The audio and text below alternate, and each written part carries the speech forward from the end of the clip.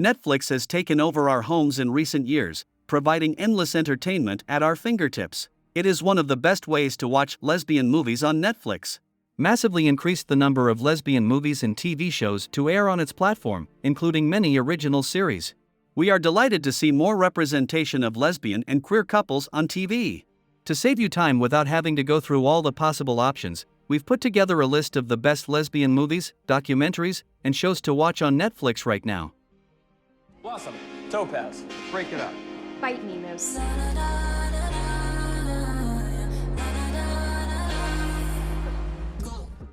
Riverdale is about a small town ruptured by violence, often intentional, sometimes accidental.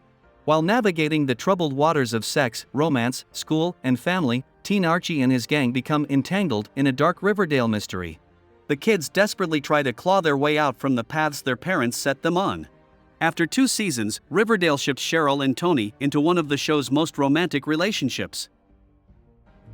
You just enforce them like the crypto-fascists you are.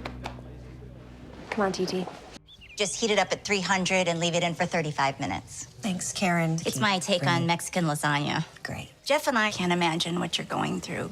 Well, it's like if Jeff got hit by a car and died suddenly and violently. Dead to Me is a dark comedy about a friendship between 2 women, Jen and Judy.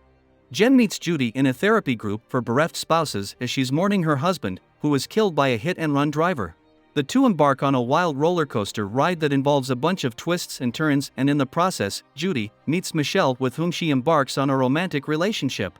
The writers did a wonderful job normalizing their sexuality and lesbian romance, and we can't wait to see how the relationship unfolds. Fucking love you. I'm feeling good.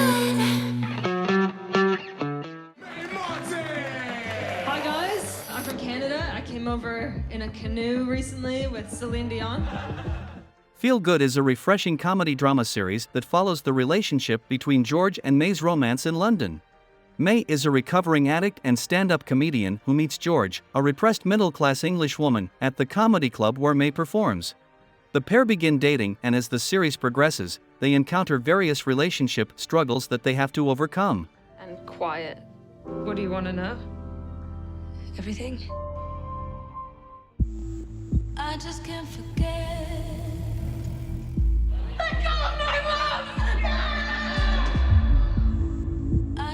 If you want Orange is the New Black that's even darker, then Wentworth is another lesbian show worth streaming on Netflix. While the level of gayness oscillates from season to season, there's always at least 1 or 2 queer women at the forefront.